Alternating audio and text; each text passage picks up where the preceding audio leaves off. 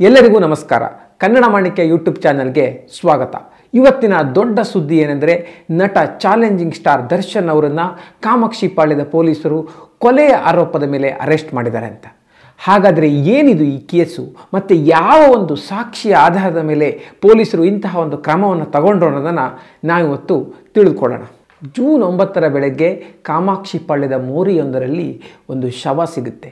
ಪೊಲೀಸರು ಮೊದಲಿಗೆ ಆತ್ಮಹತ್ಯೆ ಅಂತ ತನಿಖೆ ಆರಂಭ ಮಾಡಿ, ನಂತರ ದೇಹದ ಮೇಲೆ ಆಗಿರುವ ಗಾಯದ ಗುರುತುಗಳನ್ನು ಗಮನಿಸಿ ಇದೊಂದು ಕೊಲೆ ಅಂತ ತನಿಖೆಯನ್ನು ಮುಂದುವರಿಸ್ತಾರೆ.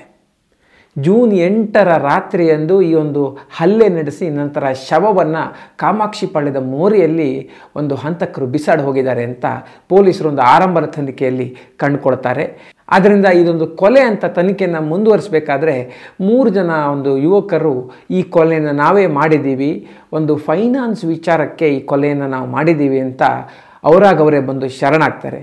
ಇವರು ಗಿರಿನಗರದ ಏರಿಯಾದವರಾಗಿರ್ತಾರೆ. ಆದರೆ ಯಾಕೋ ಪೊಲೀಸರಿಗೆ ಇದೊಂದು ಸಮಂಜಸ ಅಂತ ಅನಿಸಲ್ಲ. ಈ ಕೊಲೆಯಲ್ಲಿ ಇನ್ನೂ ಏನೋ ಒಂದು ಇದೆ. ಈ ಕೊಲೆಯಾದಂತಹ ವ್ಯಕ್ತಿ ಚಿತ್ರದುರ್ಗದ ಮೂಲದವರು, ಆ ರೇಣುಕಾ ಸ್ವಾಮಿ ಅಂತ. ನಂತರ ಈ ವ್ಯಕ್ತಿಯ ಒಂದು ಸೋಷಿಯಲ್ ಮೀಡಿಯಾ, ಫೋನು ಇವೆಲ್ಲ ತನಿಖೆ ನಡೆಸಿ ಮತ್ತು ಏನೊಂದು ಶರಣಾಗತಿಯನ್ನು ಹೊಂದಿದ್ದಾರೆ ಈ 3 ಮಂದಿ, ಅವರನ್ನು ಕೂಡ ತನಿಖೆ ನಡೆಸಿದಾಗ ಪೊಲೀಸರಿಗೆ ಈ ಒಂದು ಕೇಸ್ನ ಹಿಂದೆ ನಟ ದರ್ಶನ್ ಅವರ ಕೈವಾಡ ಇದೆ ಅಂತ ಗೊತ್ತಾಗಿದೆ. ಈ ರೇಣುಕಾ ಸ್ವಾಮಿ ಅನ್ನೋನು ಇನ್ಸ್ಟಾಗ್ರಾಮ್ನಲ್ಲೆಲ್ಲ ಪವಿತ್ರ ಗೌಡ ಅವರಿಗೆ ಒಂದು ಅಶ್ಲೀಲ ಮೆಸೇಜನ್ನು ಕಳಿಸಿದಂತೆ, ಹಾಗೆಯೇ ತುಂಬ ಕೆಟ್ಟದಾಗಿ ಕಮೆಂಟ್ ಮಾಡಿದಂತೆ. ಈತನಿಗೊಂದು ಬುದ್ಧಿ ಹೇಳಬೇಕು ಅಂತ ನಟ ದರ್ಶನ್ ಅವರು ಮತ್ತು ಅವರ ಒಂದು ಏನು ಬೌನ್ಸರ್ಸು ಮತ್ತು ಹಿಂಬಾಲಕರಿದ್ದಾರೆ, ಅವರು ಈತನಿಗೆ ಒಂದು ಪಾಠ ಕಲಿಸ್ಬೇಕು ಅಂತ RR ನಗರದ ಒಂದು ಶೆಡ್ನಲ್ಲಿ ಕರೆಸ್ಕೊಂಡಿದ್ದಾರೆ.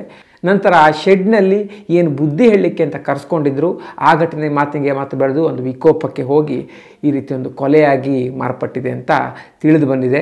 ಹಾಗೆಯೇ ಏನು 3 ಜನ ಶರಣಾಗಿದ್ದಾರೆ ಅವರನ್ನು ತನಿಖೆ ಮಾಡಿದಾಗ ಈ ಒಂದು ಹಲ್ಲೆ ನಡಿಬೇಕಿದ್ರೆ ನಟ ದರ್ಶನ್ ಅವರು ಕೂಡ ಅಲ್ಲೇ ಇದ್ದರು ಅನ್ನೋದು ತಿಳಿದು ಬಂದಿದೆ. ಈ ಕಾರಣಕ್ಕಾಗಿ ಪೊಲೀಸರು ಒಂದು ಬಲವಾದ ಸಾಕ್ಷಿಯನ್ನು ಹಿಡಿದುಕೊಂಡು ನಟ ದರ್ಶನ್ ಅವರು ಮೈಸೂರಿನ ಅವರ ಫಾರ್ಮ್ ಹೌಸ್ನಲ್ಲಿದ್ದಾರೆ ಅನ್ನೋ ಮಾಹಿತಿಯನ್ನು ಖಚಿತಪಡಿಸ್ಕೊಂಡು ಅಲ್ಲಿಗೆ ಹೋಗಿ ಅವರನ್ನು ಅರೆಸ್ಟ್ ಮಾಡಿದ್ದಾರೆ. ಹೀಗಾಗಿ ಒಂದು ಮೋರಿಯಲ್ಲಿ ಸಿಕ್ಕಿರುವಂತಹ ಶವದ ತನಿಖೆ ಆತ್ಮಹತ್ಯೆಯಿಂದ ಕೊಲೆಗೆ ತಿರುಗಿ ನಂತರ ಈ ಕೊಲೆ ಹಿಂದೆ ನಟ ದರ್ಶನ್ ಇದ್ದಾರೆ ಅನ್ನುವಷ್ಟರ ಮಟ್ಟಿಗೆ ಈಗ ಒಂದು ಈ ಕೇಸ್ ಬೆಳೆದುಕೊಂಡಿದೆ. ಇದೆಲ್ಲ ಈಗ ಒಂದು ಆರಂಭಿಕ ಹಂತದ ಒಂದು ಬೆಳವಣಿಗೆ. ಈ ವಿಷಯದಲ್ಲಿ ಎಷ್ಟರ ಮಟ್ಟಿಗೆ ಸತ್ಯ ಇದೆ, ನಟ ದರ್ಶನ್ ಅವರ ಕೈವಾಡ ಈ ಒಂದು ಕೇಸ್ನಲ್ಲಿ ಎಷ್ಟರ ಮಟ್ಟಿಗೆ ಇದೆ ಅನ್ನೋದು ಪೂರ್ಣ ಪ್ರಮಾಣದ ತನಿಖೆಯಿಂದಲೇ ಗೊತ್ತಾಗಬೇಕು. ಅಲ್ಲಿವರೆಗೂ ನಾವು ಏನನ್ನು ಖಚಿತವಾಗಿ ಹೇಳೋಕ್ಕಾಗಲ್ಲ. ಇದೆಲ್ಲ ಅಂತೆ ಕಂತೆಯ ಒಂದು ಸುದ್ದಿ.